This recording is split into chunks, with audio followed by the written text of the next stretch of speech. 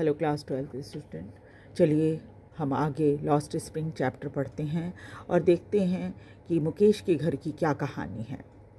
क्योंकि हम लोग मुकेश के बारे में पढ़ रहे हैं कि राइटर उनके घर गई हैं और वहाँ से उनको क्या क्या उनके बारे में पता चलता है, उनके घर के बैकग्राउंड के बारे में क्या क्या पता चलता है, वो सब यहाँ जिक्र करती हैं। और कैसे ग्लास बैंगल इंडस्ट्री में लोग काम करते हैं, उनकी हालत कैसी होती है, उसके बारे में जिक्र हुआ है। Savita, young girl in a drab pink dress, sits along an elderly woman shouldering pieces of glass.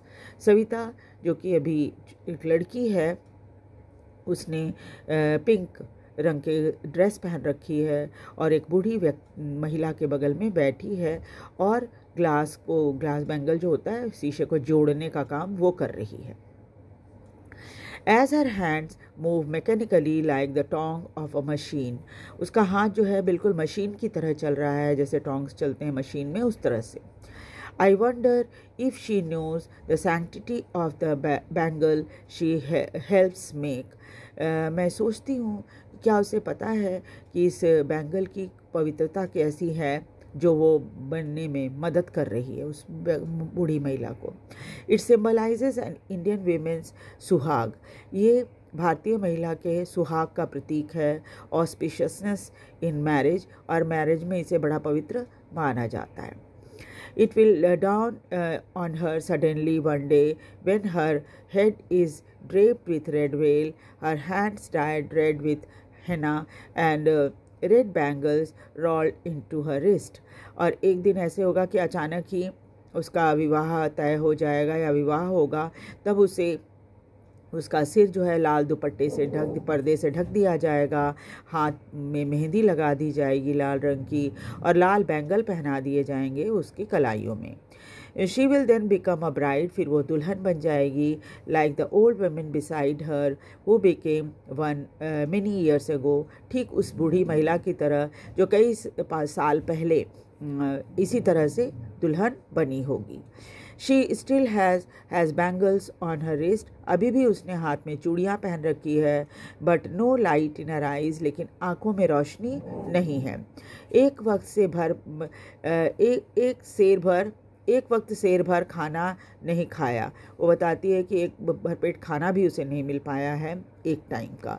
She says in a voice drained of Joy, उसकी आवाज़ ऐसी है जैसे कोई खुशी ना हो उसमें, जैसे खुशी खो गई हो उसकी। She has not enjoyed even one full meal in her entire life time, पूरी ज़िंदगी में उसे एक बार भी भरपेट खाने के लिए नहीं मिला है। That is what she has reaped, और शायद यही पूरी ज़िंदगी कठिन परिश्रम करने के बाद उसे यही मिला है।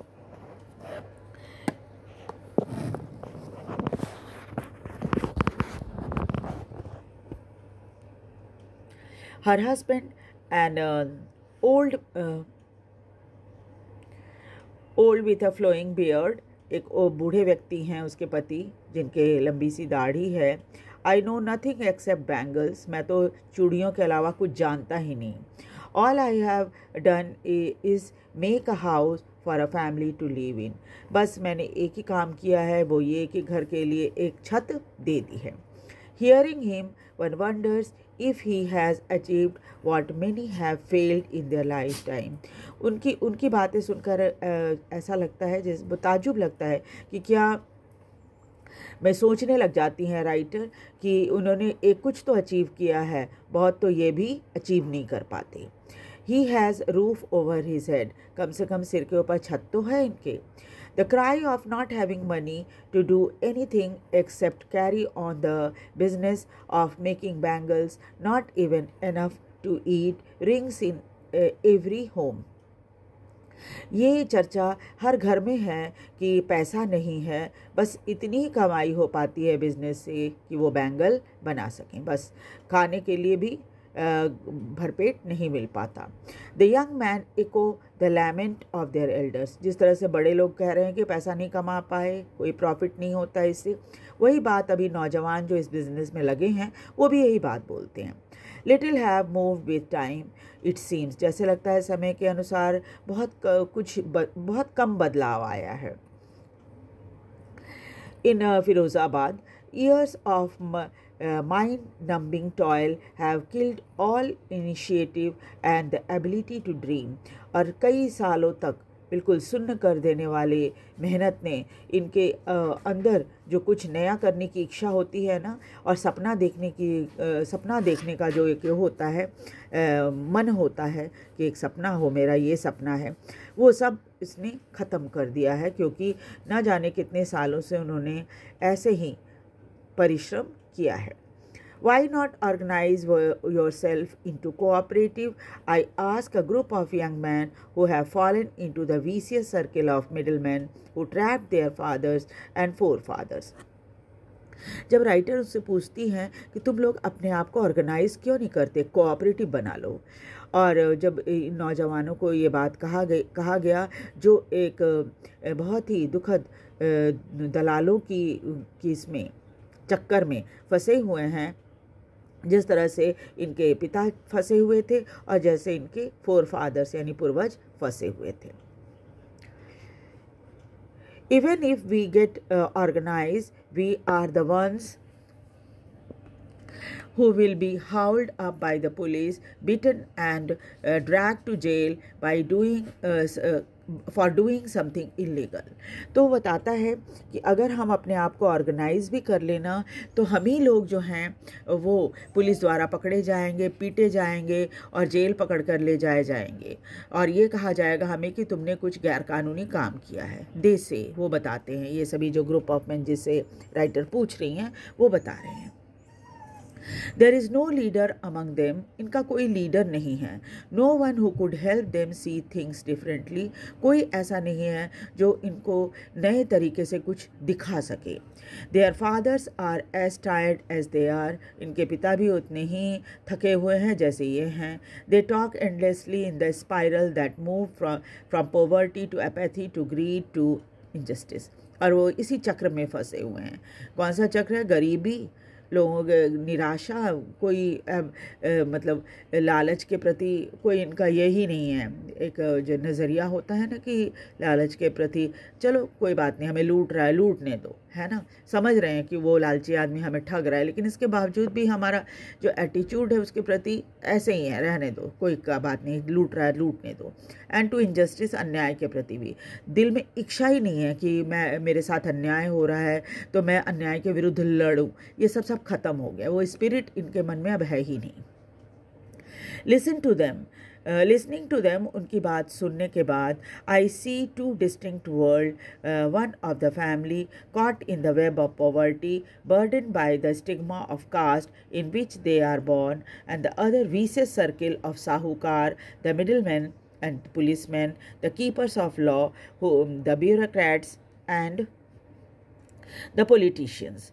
और उनकी कहानी पूरी सुनने के बाद दो दुनिया राइटर को दिखाई पड़ती है। एक तो है उनका परिवार जो कि गरीबी में के जाल में फंसा हुआ है, और एक जाति का जो स्टिग्मा होता है कि तुम इस जात के हो, तुम यही काम करोगे, है ना। जैसे बैंगल, उनका ख़ानदान बैंगल का काम करता, तो सब बैंगल का ही काम करेंगे, कोई और दूसरा काम नहीं कर सकते, क्योंकि जन्म से ही उनको यही चीज़ देखते आए हैं वो। और दूसरा जो दूसरी दुनिया जो है वो है बहुत ही ख़तरनाक सर्कल बना हुआ, साहूकारों का, दलालों का, पुलिसमैन का, जो कानून के रक्षक हैं उनका, और जो ब्यूरोक्रेट्स हैं यानी जो ऑफिशियल लोग हैं वो, और पॉलिटिशियन हैं वो, इन सब का। Together they have imposed the baggage on the child that he cannot put down, और सबने मिलकर इनके पीठ पर, बच्चे के पीठ पर ऐसा बोझ लाद दिया है जिसे वो उतार नहीं सकता। Before he is aware, he accepts it as naturally as his father, और बचपन से ही जब तक उसे कुछ समझ में आए, इसके पहले ही वो इसे स्वीकार कर लेता है जैसे उसके पिता ने स्वीकार किया है। To do anything else would mean to dare, कोई अलग काम अगर करना चाहते हो तो आपको हिम्मत दिखाना पड़ेगा। And daring is not a part of his growing up. और बचपन से ये हिम्मत दिखाने के लिए उनको सिखाया ही नहीं गया कि तुम हिम्मत करो, ये काम कर सकते हो, कोई दूसरा काम कर सकते हो, ये सब चीज़ सिखाया ही नहीं गया। When I sense a flash of it in Mukesh I am cheered. इसलिए जब मुकेश की आँखों में राइटर को ये नई चीज़ दिखाई देती है, वो कहता है कि मैं कार मैकेनिक बनना चाहता हूँ, तो राइटर को बहुत खुशी होती है कि चलो इस जाल से बाहर तो निकल रहा है। I want to be motor mechanic, he repeats. वो बार बार बताता है दोबारा से राइटर को कि मैं मोटर मैकेनिक बनना चाहता हूँ। He will go to the garage and learn. वो गैराज में जाएगा और लर्न करेगा, सीखेगा। But the garage is long way from his home. I will walk, he insist. वो दवा जोर डाल कर कहते कि घर से बहुत दूर है गैराज, लेकिन मैं तो चला जाऊँगा वहाँ। Do you also dream of flying a plane? He is suddenly silent. जब राइटर से पूछती है क्या तुम कभी सोचते हो, अभी तो तुम कार चलाने के बारे में सोच रहे हो, कभी हवाई जहाज चलाने के बारे में सोचा है? तो वो चुप हो जाता है बिल्कुल। No, he says staring at the ground. धरती की तरफ देखते हो, नज़रें मिलाकर बातें नहीं करता। शुरू में आपको याद होगा जब राइटर उससे पूछती है, राइटर को बताता है कि वो मैकेनिक बनना चाहता है, तो वो नज़रें मिलाकर उनसे बातें कर रहा है। लेकिन अब क्या है, वो ज़मीन की तरफ देख रहा है। And in his small murmur there is an embarrassment that has not yet turn into regret. थोड़ा एम्बेरस्ड है वो, हालांकि अफसोस नहीं है उसको। He is content to dream of cars. वो बस अपने कार के सपनों में से संतुष्ट है। And he sees hurtling down the street of इस टाउन, जिसको वो हर दिन अपने शहर फिरोज़ाबाद की सड़कों पर गाड़ियां दौड़ता हुआ देखता। अभी उसका सपना इतना ऊंचा नहीं हुआ है कि वो एरोप्लेन उड़ाने के बारे में सोचे। Few aeroplanes fly over Firozabad. कुछ ही हवाई जहाज़ ऐसे हैं जो फिरोज़ाबाद के ऊपर से उड़ते हैं। यानी कि ये बात राइटर के कहने का क्या मतलब है? मतलब ये है कि कुछ ऐसे हैं जो कि इस तरह का सपना भी देख सकते हैं, ऊंचा उड़ने का सपना, है ना। हमेशा ही पुराने बंधन में बंधे रहने का रहना, उससे निकलने की हिम्मत नहीं जुटा पाना, इसके बजाय कुछ लोग ऐसे उस बंधन को तोड़ने वाले कुछ लोग ऐसे हैं, मुकेश जैसे लोग, जो कि इस बंधन को तोड़कर एक नए दुनिया में जाना चाहते हैं। तो this the story of lost spring. Next class में हम लोग आगे स्टोरी जो है उसको पढ़ेंगे। मैं उम्मीद करती हूँ आप लोग सब वीडियो को ध्यान से देखिएगा, लाइक और सब्सक्राइब कीजिएगा, और कैरेक्टर सारे नाम याद रखना है आपको, जो इसकी समरी है चैप्टर की वो याद रखना है। तब आप कहीं से भी क्वेश्चन अगर पूछा जाएगा तो आप बड़े आराम से उसका जवाब दे पाएंगे, है ना। जितने कैरेक्टर का इसमें आपने नाम पढ़े हैं उन सब का के बारे में थोड़ा थोड़ा आपको जानकारी होनी चाहिए, और स्टोरी जो समरी है इसकी वो आपको ध्यान रहना चाहिए। तभी आपके लिए एग्ज़ाम में आंसर लिखना आसान हो जाएगा और आप अच्छा स्कोर कर पाएंगे। वीडियो को लाइक और सब्सक्राइब कीजिए, शेयर भी कीजिए अपने दोस्तों के साथ, ताकि वो भी इसका फ़ायदा उठा सकें और मुझे मोटिवेशन मिलता रहे। Thank you very much.